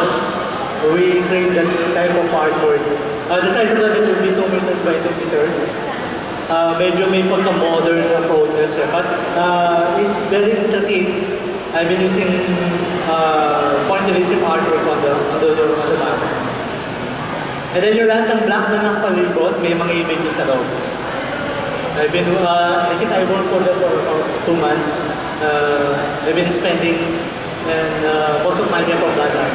Kasi nung ginagawa ko to, I rented an old houses in Pampanga. And there will be a time habang ang painting time ko, that will be 12 o'clock in the evening hanggang umaga na. Mas prepare ko yung medyo, mas tahimik. Tapos meron akong experience dito, while I'm doing the painting, there's a shadow moving on my canvas. Kasi nandito yung force. Parang imposible magkaroon ng shadow. Then the person in the middle, I don't even know that image is. Part siya ng composition na nagawa sa place natin nila. And a friend of mine is a psychic. Sabi niya, "Sir, may na-capture ko kayong spirit sa artwork niya." And then when he told me about that, I told him about the story of the painting. Sabi ko, nung ginagawa ko yan, may nagpapakita, may nagpaparamdam. And then sabi niya, meron kang capture sa loob ng artwork niya. Until now, my artwork is in my possession. I don't even sell them for. And it was included on the Philippine Art Award. Yeah. Okay, yung mga inspiration or part of appreciation ng art, importante whenever you're doing an artwork, try to immerse with your subject. Kaya tendency ang artist, masyado silang emotion about their work because they really immerse themselves from the type of subject that they want to do. In my case, for example, sa kaso ko, 2 years ago, I was being organizer of the farmers group. Yun. Natasa ko sa mga farmers kasi nakikita ko yung life nila. And then, until sad time, yung mga pinilihan ko, puro sa kanila nila. And then, nagkaroon ng issue yung farmers na mga kasama ko, because of towards development sa Pampanga, naapektuhan yung 1,000 hectares of land. It was property of farmers. Then it was being taken by certain company. Parang nawala din sila ng lupa. And then from that start, nagkaroon na ng rally. Then I was part of the organizing. Then naramdaman ko yung paano yung mawalan sila ng kabuhayan because of the heights of what the development. Parang sa Pulilan, di ba? Parang nakikita ko yung rapid changes ng Pulilan. From simple agricultural when kinakain kayo ng urbanization. Tapos, yung festival nyo ng Kalabaw, nararamdaman na yung paunti-unti nawawala yung kainan niya. Yung dati pwede siya makapaglibot sa Pulilan, di ba? Ngayon parang limited na yung movement niya. Nagagamit na lang siya during the festival of Carabao Festival. But aside from that, I've been asking the organizer of MAndala, marami pa ba kayong Carabao dito sa Pulilan? Or dumadayo na rin sila na galing ng ibang province? Same with us in Pampanga, we have festival of Frog Festival in San Fernando. I asked the mayor about the festival, Frog Festival. Sabi ko, meron ba bang palakasan sa San Fernando? And when I asked the tourism officer, sabi, sir, yung palakasan sa San Fernando, i-import na namin sila from Levincia, from Maraya. Ibig sabihin sa mismong area ng San Fernando, wala sa palaka. So, sir, why you still celebrate the Frog Festival since wala na sila dyan? It's no longer appropriate. The celebration. And then, ang ginawa ng mayor to come up with the idea, nag-propagate sila ng palaka. So, instead na lulutuin sila, meron silang parang livestock, paano sila pagdating. And that would be one reason na nandun pa rin yung Frog Festival in San Francisco. Hopefully sa Pulilan, in your artwork, make use of your Carabao something more valuable pa sa lugar. Gaya kaya, di ba, I asked how many of you ride Carabao? Meron pa ba lang hindi nakasakay? Parang, at least once in a lifetime, you try to ride.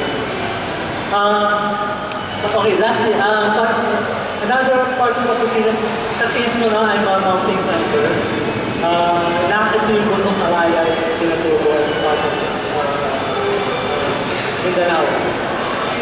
Tapos makita ko ng first time sa Alaya, I asked an old man who lived on the slope of Mount Alaya. Yan ang sabi, tayo nakakit na po ba dun sa tuktok ng Alaya? Sabi ko maganda, ay hindi pa ako, sabi ko na.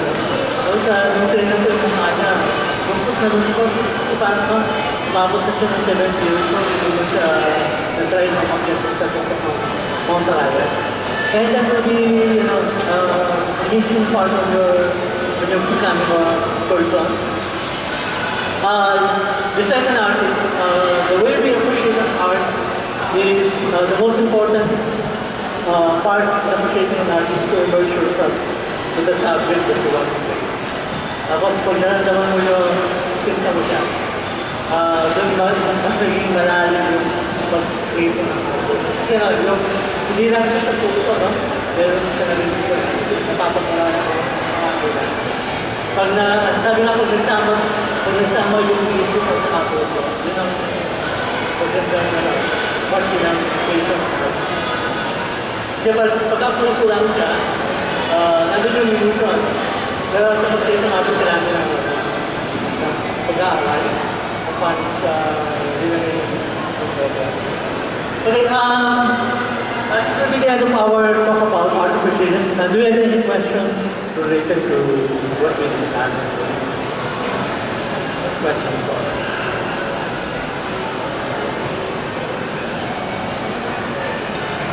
I-open na natin po for discussion.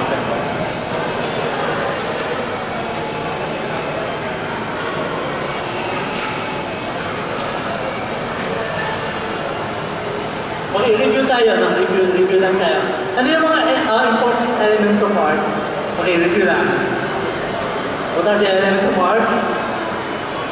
We start with, we start with lines. Kapag gumagawa ang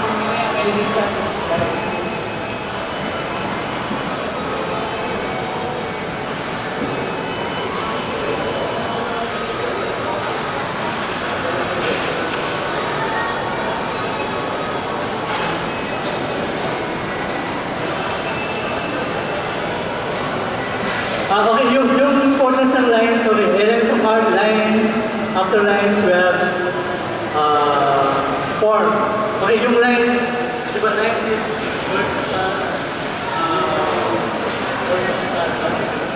vertical, vertical. For example, yung dalawang vertical square. Now, triangle, both sides. Countries, like small triangle.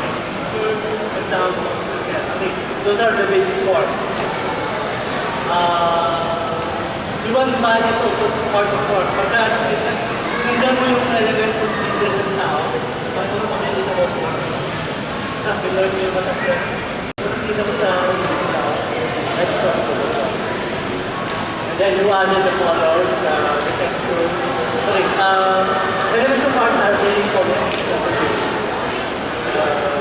Making analysis. Another, we have also the principle of design, balance, proportion, harmony, rating, and emphasis. Okay, balance, proportion, rating, harmony, okay, emphasis. Okay, those are the part important way to understand in terms of composition, principle, elements and principle of design. Pagkala mo yung elements and principle in terms of painting, yung art ko malakas na sa part ng pagkatingin. Kasama mo yung painting in an art, make sure yung elements and principle mo nababalance sa kita. Tapos, plus the composition, the content of your art. Yun yung pinaka-best way on how to make a good artwork. Okay, any questions ba? Any questions?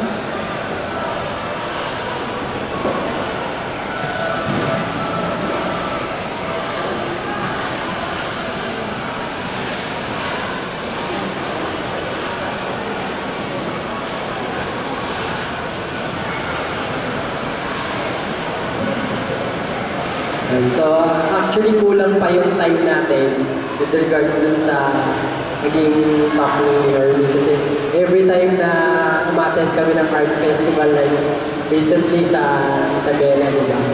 And kasama namin kami sa Baler, sa Bataan. Nagkukulang yung 5 araw namin para sa pagkukwentuhan about art. So, pag meron akong idea na gustong share sa kayo, pag-share natin para makapulot kami ng different ideas na pwede sa kanya. So, alam ko, pagdating ng ilang araw, mga tanong kayo about art, don't hesitate to ask dun sa mga tao. Alam nyo na may makitutulong sa kanya. So, ayun. So, It's a pago sir. Let's sing as an artist, kung beginner pa lang kayo sa art, gumawa kayo ng mentoring or maghanap kayo ng best artist kung Bulacan.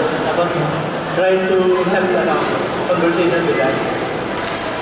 Ako, importante sa development ng art ko, lagi ako nakikipagkwentuhan. May namit akong, just like nung time na nag-start ako ng art, I try to deal with national artists. I talk to Jose Ola, something. Also, personally ako whenever I attend social gathering, I talk with these masters. And then, pag nakakakwentuhan ko sila, ano yung meron sila nag-share na ideas na pwede mo magamit. Then from that, dahil sa lahat na-encounter na mga artists. So, dahil yun yung nalalagay. And it's important to come up with mentoring. For example, sa mga anong medium ang gusto mo? Watercolor. So, yung pinakamagaling na watercolor sa Pilipinas. Sulat mo siya, no? Meron bang pagkakataon ng person? It is oil painting, sculptor, sulat mo lang siya. And then, try to bring na between tao na makausap. It's also important to the artist na mabigyan ng person interested sa ginagawa. And then, naniniwala sa gaya ng nakwento ko, no? kinakausap ko si Juan Dora dun sa National Museum. Kahit patay na siya, no? Kasi naniniwala ako na mayroon siyang gustong gawin na hindi niya nagawa dahil namatay na siya, no? Parang mayroon magkakontinue na gagawin niya. So, ang layo na sa ito, ano ba yung gustong gawin ni Juan Dora kung nabuhay siya sa time na niya? So, may mga continuation. Even in Pampanga, I say one of the cemetery, kinakausap ko yung founder ng Pampanga, founder ng Angeles City. He was a philanthropist in Angeles. He owned one big university and big business in Pampanga. Tapos sabi ng mga Pampanga ko, bakit mo kinakausap yung mga patay? Wala nang, it's the energy that, kasi may motivation ng energy. And part of that, if you familiar with some of my performance art, I've been using balloon device. Nag-iingat ko ng mga sa part of gathering energies. Kasi parang ang lugar natin na ito, mayroong creative energies dito na nakapalibot sa akin. There will be a time na dapat hindi natin siya na lumakas. When time comes, makakatulog sa pagkakas. Ako naniniwala ko sir. Okay. Thank you very much, our Eldo Pineda. Palakpakan po natin si Orvin. So, remind ko lang po, mamaya po is from 1 o'clock to 5 o'clock yung ano naman po natin, basic acrylic workshop with the Rex Tatong Hardy. Award-winning din po si Rex Tatong Hardy na magtuturo sa inyo. So, pwede na po tayo umuwi. Balik po kayo mamaya. Kasi yung mga materials ninyo, nandyan na po. Salamat.